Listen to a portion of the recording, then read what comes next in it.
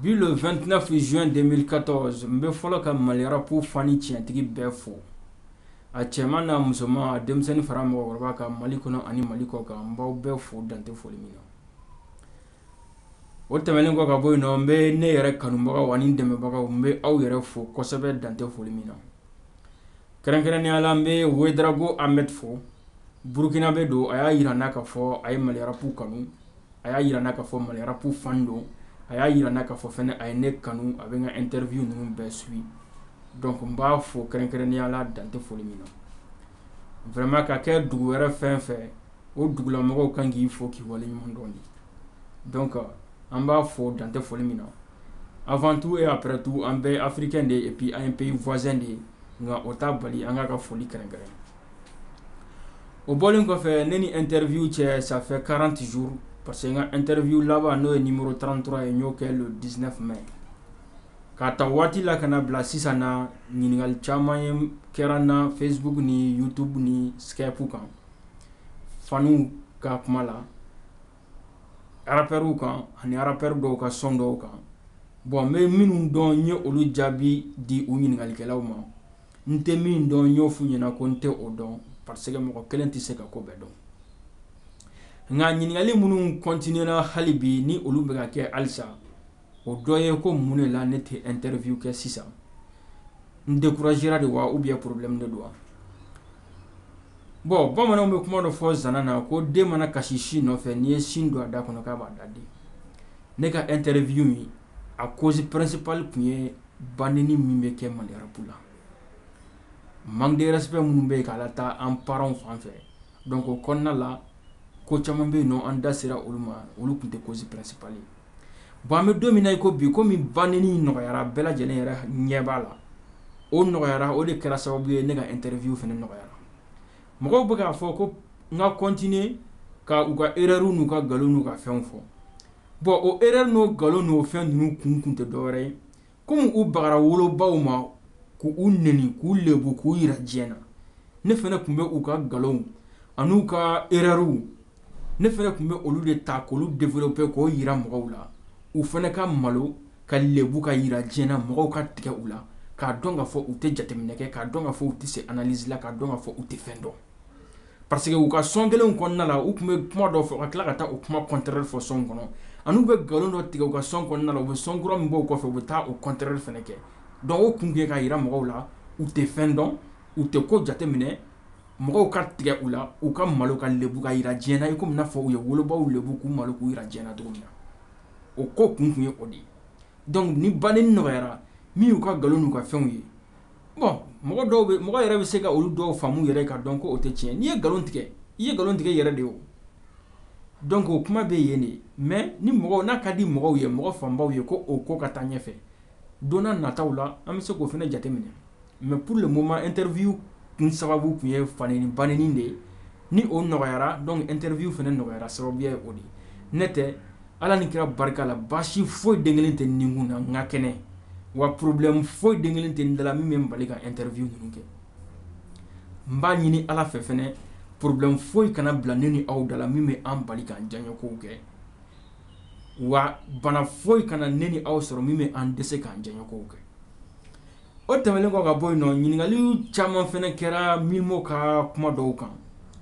k'a ka son dɔ bɛ yen nɔ ko a b'a fɔ ko n'ale tun kɛra an fa dama ye k'a tun b'a hakili to jarabi la bon a n'a ka bilali ka buru bon min ye o kuma ye Milmo bɛ kumabaw fɔ a ka textes kɔnɔna la bon n'i y'a ka bilali ka buru in ta k'a lajɛ n'i y'a lataa sens positif fɛ a bɛ kɛ komi n'a fɔ wajulu parce que a b'a yira k'a fɔ sisan ne bɛ anw nɛgɛ ko bɛɛ bɛ laban ala ka masaya la ko bɛɛ bɛ laban saya la donc a bɛ kɛ wajulu ye o siraw fɛ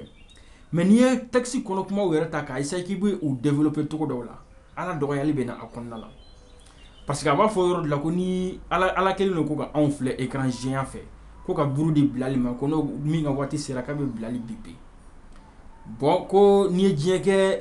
damu ye ka anw kɛ damupion ye ko sitanɛ bɛ anw pousser kelen kelen ko ala ye champion ye ko ala bɛ tura k'u ta ka taa saya sigi damuba bon olu ko ninnu filɛ ala dɔgɔya bɛ na a kɔnɔna la n'i y'olu kuma ninnu fɔ i bɛ ka jurumutɔ ye parce que ala ka sanu ka bɔ jeu ninnu ma o ɲɛnajɛ ninnu ani télé filɛ ninnu ni fɛn ninnu olu ye diɲɛ kɔnɔ ko ani diɲɛ mɔgɔw ka ko dilanenw ye ala ka sanu ka bɔ olu ko ninnu ma n'i ko k'i bɛ olu kuma sugu ninnu fɔ o y'i kɛlen ye jurumutɔ ye o ka bɔ yen nɔ ala ni sitanɛ tɛ ko kɛ ɲɔgɔn ye ala ni sitanɛ ka ko kɛ ɲɔgɔnya banna depuis don min sitanɛ banna ka sigi olu bi an fa adama ye ne tɛ sitanɛ tun ye mɛlɛkɛw ka kuntigi de ye ala ni sitanɛ ka ko kɛ ɲɔgɔnya banna ye donc olu kuma ninnu fɔli o bɛ mɔgɔ kɛ jurumutɔ ye o bɔlen kɔfɛ fɛnɛ a b'a fɔ ko mangala tɛ mɔden kulonna o ye ala tɛ mɔden kulonna ye mɔdentigi ye jumɛn ye o ye dentigi ye parce que n'i y'a mɛn mɔden i den o de ye mɔden ye donc o ye ala kɛlen ye dentigi ye ni mɔgɔ min ye o fɔ i bɛ kafiriya o différence o bɛ an ni chrétiens ni ɲɔgɔn cɛ chrétiens b'a fɔ ko nabila isa n'o ye jésus ye k'o ye ala den ye silamɛw tile kelen ma jɛ ni o ye wa silamɛya ma jɛ ni o ye wa o tɛ tiɲɛ ye mɔgɔ mɔgɔ mana i dunbe o kan ko den bɛ ala bolo o ye kafiriyalen ye mɔgɔ caman bɛ yen u b'a fɔ u ka sɔn kɔnɔna la u b'a fɔ hali dugu kɔnɔnaw la ko mɔgɔ kelen fa tɛ ala ye donc n'i ko mɔgɔ kelen fa tɛ ala ye o kɔrɔ mɔgɔ caman fa don donc o b'a jira k'a fɔ ala ye dentigi ye donc n'i y'o kuma fɔ i kafiriyara a bɛ fɔ min m'o ye olu kuma sugu a ko olu bɔ a ka texte kɔnɔna la olu ma ɲi nɔ bon mɔgɔ wɛrɛ minnu fana bɛ yen n'u b'a fɔ dugu kɔnɔ u ka dabila mɔgɔ mɔgɔ bɛ dunbe a fɔli kan ko den bɛ ala bolo i kafiriyara den tɛ ala bolo jɛɲɔgɔn t'a la donc ala ye kelen de ye a ka masaya kɔnɔ filanan t'a la bɛɛ k'o bila i kunna o fana bɔlen kɔfɛ n bɛ kangari dɔ da bɛnafolo ye ani mɔgɔ mɔgɔ bɛ yen minnu bɛ bɛnafolo ta ɲɔgɔnna fɔ hali bi n'o ye siriki ka bolo kɔnɔntɔn ko kuma ye parce que n y'a ye talibi ka concert annonce la le 14 tɛmɛlen concert annonce la a bɛ ka fɔ k'ale bɛnafolo yɛrɛ bɛ yen k'a n'a boloden tan donc kuma caman caman o ye k'i mugu bɔ siriki la bolo kɔnɔntɔnya la hali bi a bɛ f'u ɲɛna ni ala ye défaut min kɛ mɔgɔ la u kana o défaut fɔ quoi a cɛ man ɲi mɔgɔw bɛ ka accident kɛ kuma caman u sen bɛ tigɛ f'u woro u bɛ ka accident kɛ u bolo bɛ tigɛ f'u nɔngɔkuru donc olu minnu bɛ k'a fɔ ko siriki ye bolo kɔnɔntɔn u t'a dɔn ala kɛlen ka min bila u ɲɛ ka min réserver u ɲɛ futur la dɛ donc ala ka an n'u bɛɛ kisi ka bɔ lujuratɔya ma a bɛ f'u ɲɛna u ka dabila ko ɲuman tɛ kuma ɲuman tɛ parce que siriki ka bolo kɔnɔntɔn o de ye siriki ka fierté siriki ka bolo kɔnɔntɔn ma siriki bali a n'a fa ka taa mali kunnawolo kɔfɛ siriki ka bolo kɔnɔntɔn ye ibawani kunnawolo ka ibawani kɛ ibawani ka rappeur caman tereke siriki ka bolo kɔnɔntɔn ibawani bila ka taa tournée kɛ concert la extérieur fara mali kɔnɔna kan siriki ka bolo kɔnɔntɔn talibi yɛrɛ cira a ka siriki ka bolo kɔnɔntɔn ani bɛnafolo yɛrɛ ye fitirimu kɛ bitiw la wa siriki ka bolo kɔnɔntɔn biti ale bɛnafolo bolo tantigi ye o yɛlɛma parce que siriki ka o kelen don biti ale bɛnafolo ye o biti kelen recomposé ka instrument dɔw fara kan dɔrɔn k'a di talibi ma talibi ka awɔ o kelen don da donc a ma foyi tiɲɛ siriki ye siriki ka bolo kɔnɔntɔn in kelen don ka bolo tantigi baden tereke bitiw sanfɛ donc a bɛ fɔ bɛnafolo ye ani mɔgɔ mɔgɔ b'a fɔ u ka sabali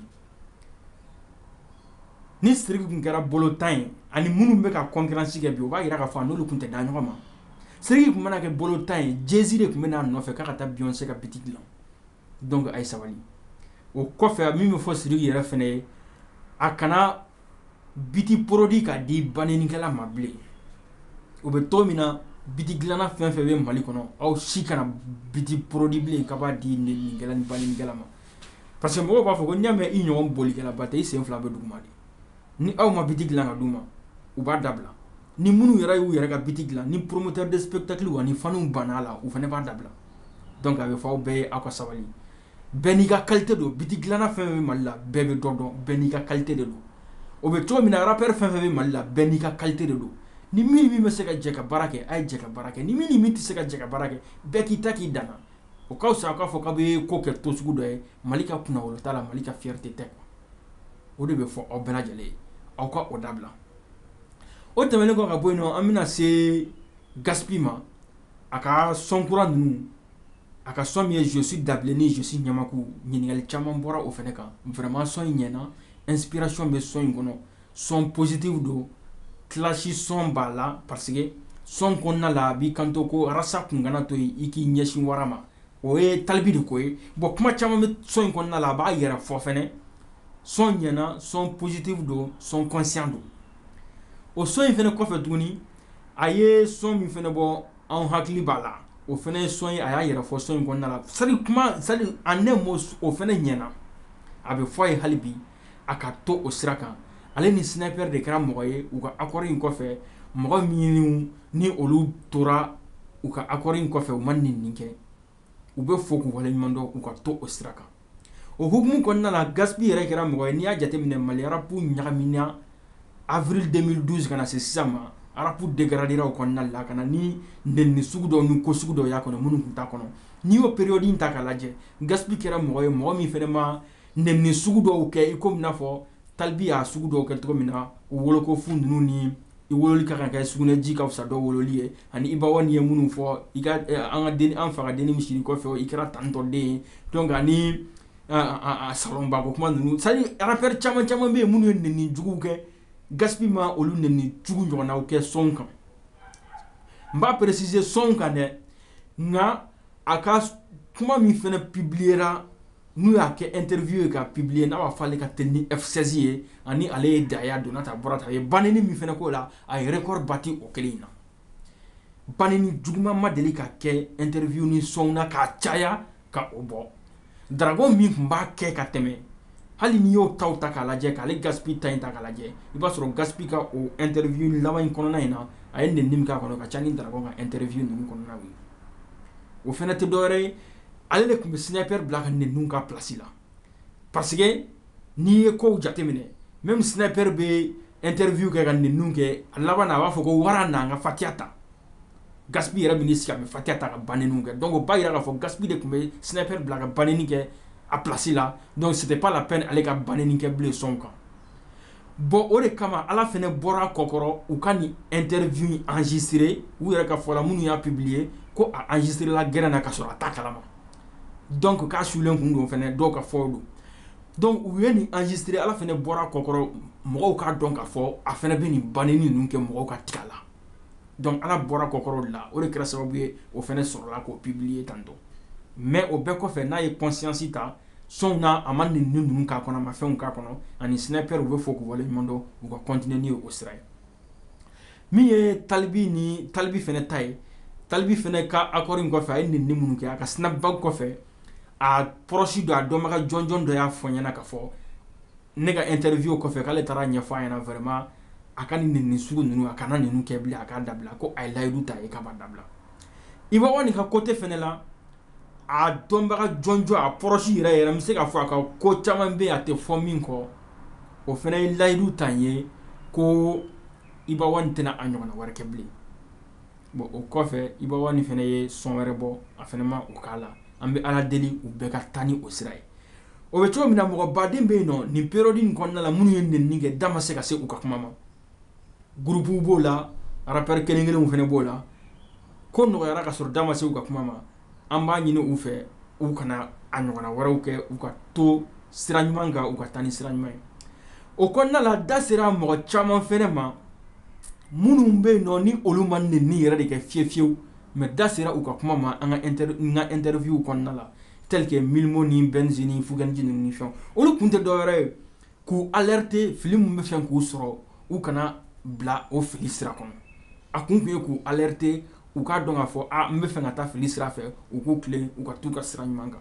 o kun ye o de ye k'o fɔ olu fɛnɛ ɲɛna ne tɛ o fɛnɛ kun tɛ baasi wɛrɛ ye o kɔnɔna la fɛnɛ an da tunna IBK fɛnɛ ka fanga ko kuma la ma famille d'abord ani le Mali d'abord kuma o bɛɛ fɛnɛ kun ye ka inspiration di banninikɛla ninnu ma sani u k'a fɔ ko u ka banni ninnu kɛ u ka u ɲɛsin IBK ka fanga kuma ninnu ni ko ma parce que kuma min bɛ dugu kɔnɔ ma famille d'abord o tɛ dɔwɛrɛ ye o IBK sigitɔ ko le Mali d'abord IBK sigilen a ye a beau-frères ani a beau-pères an'a denw ani a proches placer yɔrɔ ɲumanw na donc mɔgɔw bɛ ka yeta bɛ kɛ mun ye le Mali d'abord tɛ ma famille d'abord de don donc olu rappeurs minnu bɛ yen nɔ Bamakɔ yen nɔ a kun ye de ka da tun a kuma la olu ka taa a ko ɲɛɲini sisan yɛrɛ a ko bɛ sansi min kan yɛrɛ ka kɛ dɔnkili ka mɔgɔw informer o de kama da tunna o kuma la sinon a tɛ komi n'a fɔ ko wɛrɛ don ka ɲɛsin IBK ma bon n'i ye kow jateminɛ an bɛ continuer toujours k'a fɔ ma famille d'abord tant que IBK ye mɔgɔ minnu bila yen nɔ a proches la n'olu tɛ ka baara kɛ ka ɲɛ n'olu ma yɛlɛma don ko la toujours jamana kɔnɔdenw an bɛ continuer k'a fɔ ko ma famille d'abord de don le Mali d'abord tɛ mais ni olu ye yɛlɛma don kow la ka baara ɲuman kɛ sisan an k'a ye an ɲɛ la anw fɛn fɛn ko ma famille d'abord an bɛɛ bɛna ye k'a dɔn k'a fɔ tiɲɛ na an filila le Mali d'abord de don ma famille d'abord tɛ an bɛ tiɲɛ segin tiɲɛtigi ma mais tant que ni an ɲɛ ma yɛlɛma ye an bɛ min ye an ɲɛkisɛ la n'o de ye kɔrɔsiw de bilala yɔrɔ ɲumanw na an b'a fɔ dɔrɔn de le Mali d'abord tɛ ma famille d'abord de don ko caman bɛ dugu in kɔnɔ ye il faut que a k'olu ɲɛnabɔ fɔlɔ pour que an k'a dɔn ko le Mali d'abord de don ko ma famille d'abord tɛ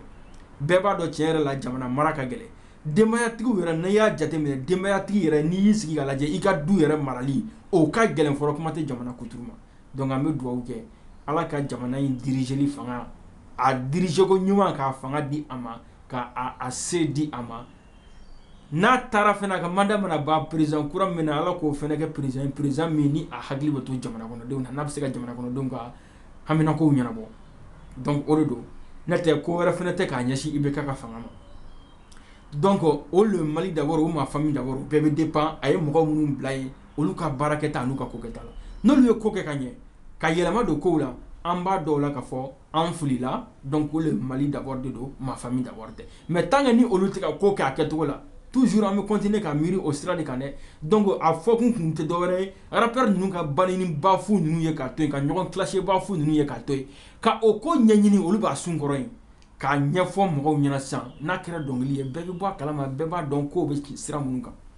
k'a fɔ kuma kun ye ko o de ye ka o ɲɛfɔ n'o tɛ baasi wɛrɛ foyi den kelen tɛ o kɔfɛ fɛnɛ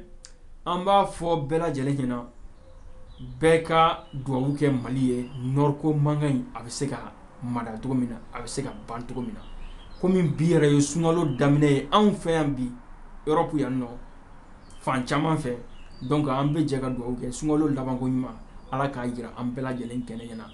ala ka an ka batow minɛ ala ka an haminako bɛɛ lajɛlen nɔgɔya ala k'an bɛɛ sɔn hakili ɲuman na ala k'an bɛɛ ka ɲinifɛnw nɔgɔya an ye